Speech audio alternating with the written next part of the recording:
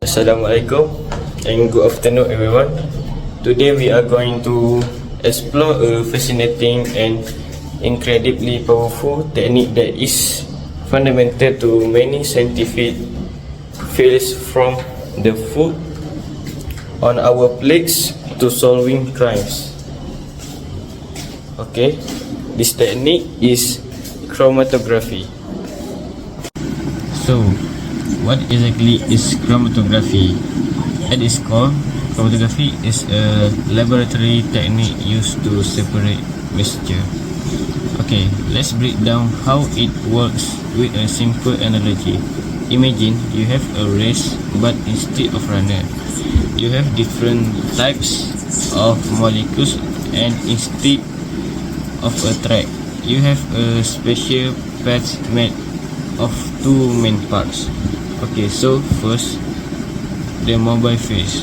This is like the moving vessel or the wine that carries our mixture. It can be a liquid like water, or a solvent, or a gas. This phase moves through the system. Second, the stationary phase.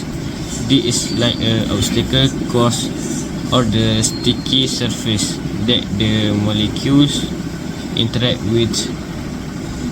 It is a non-moving material. It can be a solid or a liquid coat on a solid material. So, the magic happens because different components in the mixture have different affinities or attractions for these two phases. Some component will prefer to stay with the mobile phase and move quickly, while others will be more attracted to the stationary phase and move more slowly. As the mobile phase carries the mixture through the stationary phase, this varying interaction cause the components to travel at different speeds. The result, they gradually separate from each other, allowing us to isolate and identify each individual part of the original mixture. There are various types of chromatography, each with its own techniques. So, I want to explain three techniques of type chromatography. First, column chromatography. This is a broad category where the stationary phase is packed into a column, a tube. That mobile phase then pass through this column. It can be done using gravity or with pressure. Many advanced techniques are essentially variation of column chromatography. So next, thin layer chromatography, also we call TLC, a simple and rapid technique where separation occurs on a thin layer of absorbent material coated on a plate. And last type is paper chromatography.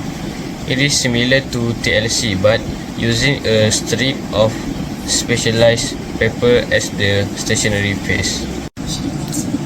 That's where chromatography comes in.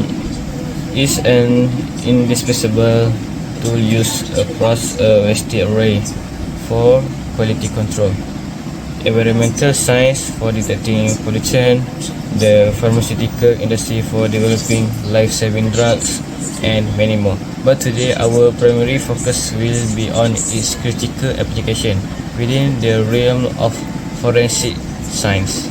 Now that we understand how chromatography masterfully separates complex mixtures, let's turn our attention to one of its most critical and compelling application: its role in forensic science.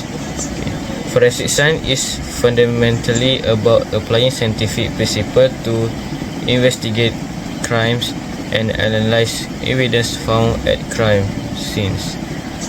In this field, chromatography acts as an indispensable tool helping investigators to unearth hidden truth from often minuscule and complex samples. For instance, consider a crime scene where a tiny pen chip is found after a hit and run, or where a suspicious powder needs immediate identification. Techniques like gas chromatography, mass spectrometry, another terms we call it GCMS, become the chemical fingerprint detector for forensic scientists.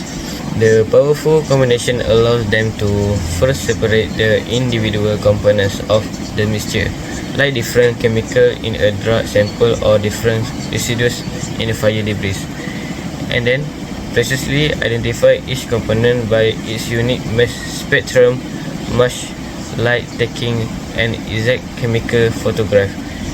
This means whether is confirming the presence of illicit drugs, identifying specific accelerants used in arson, or matching trace evidence like pen, fiber, or explosive residue to a source. Chromatography provides objective, highly sensitivity, and specific data. It transforms otherwise invisible chemical clues into concrete, admissible evidence in court, making it a cornerstone of modern criminal investigation and ultimately aiding in solving crimes and bringing perpetrators to justice. So chromatography is a powerful separation technique based on the principle that different components in a mixture distribute themselves between two phases, which is a stationary phase and a mobile phase. As the mobile phase moves through or across the stationary phase, the components of the mixture interact differently with both phases depending on their physical and chemical properties, such as polarity, size, and also solubility. Components that interact more strongly with the stationary phase move more slowly, while those with stronger attraction to the mobile phase travel faster. This difference in movement causes the mixture to separate into individual components. In forensic science, this principle is crucial for identifying unknown substances such as inks, drugs, or bodily fluids found at crime scenes.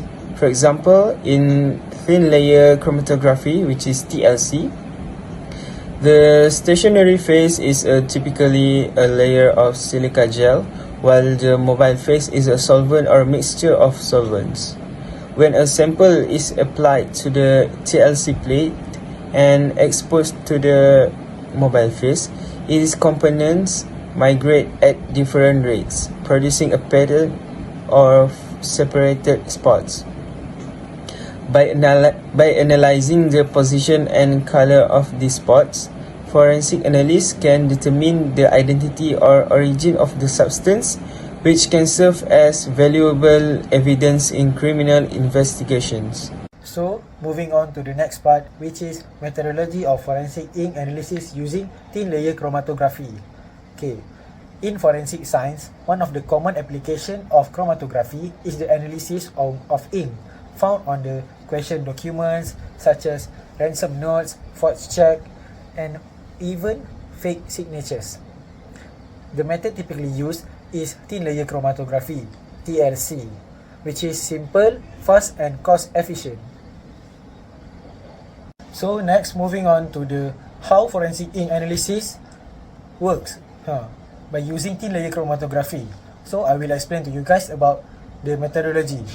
So first of all, the process begins by carefully extracting a small sample of the ink from the document using a solvent such as ethanol or methanol. Next, moving on, the ink sample is then spotted onto a TLC plate. Usually we use a glass or plastic sheet coated with a thin layer of silica gel, which acts as a stationary phase. Next, a reference ink from the suspected pen may also be spotted next to it for comparison. The plate is placed upright in a sealed container with a shallow layer of solvent, ensuring the spots are above the solvent level. Moving on, as the solvent moves up the plate by capillary action, it carries the components of the ink with it. So, the different dyes in the ink will travel at the different rates depending on their polarity and interaction with the stationary and mobile phase.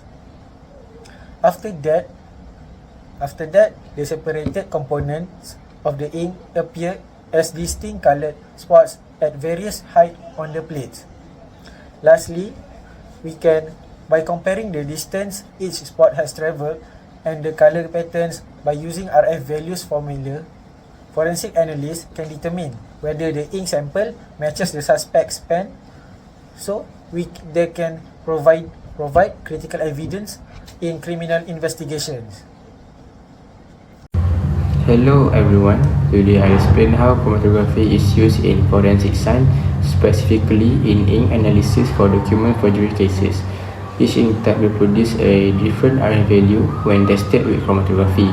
If the spots and colors match exactly, it is likely that the same ink or pen was used, but if the pattern doesn't match, this suggests forgery with a different pen. This evidence can then be shown in court to prove that a signature or handwritten document is fake. So on the left side, you can see an example of ink samples being tested. On the bottom right is an example of chromatography samples evidence showing how the ink separates into different colors or spots. Okay, so now why does every ink or pen produce a different RF values? There are two main reasons. First, the chemical composition of the ink. Every pen or ink contains different dyes or a mixture of dyes. Each dyes interact differently with the stationary phase and the mobile phase in chromatography, and producing different RF value. Second, the polarity of the dyes. The thin layer chromatography plates used in chromatography are polar. A more polar dye will stick more to the plate and travel less distance, so it will giving a low RF value. A less polar dye won't stick as much, so it travels further, giving it a higher RF value. So here's a quick example for you guys to understand. Imagine working on a sticky tape, thinking of the thin layer chromatography plate as sticky polar things, and if you're wearing a sticky shoes like a polar dye, you'll get stuck and move slowly. If your shoes are smooth like a non-polar dye, you'll slide easily and go further. So on the left side, we can see an example of a thin layer chromatography plate under a UV light showing how different spots travel to different distances based on their polarity and chemical composition. Hello everyone, this is the last part of our video. So in conclusion, chromatography play a vital part in forensic science as it can use for analyzing evidence such as ink, drug, explosive and bodily fluids. Its ability to separate and identify the substance within complex mixture makes it perfect in criminal investigation. Besides that, thin layer chromatography or TLC is a valuable and efficient method in forensic science as it simply because it's fast and cheap. TLC allows the forensic analyst to separate the components of a mixture based on their movement across a stationary phase and helping them to compare evidence.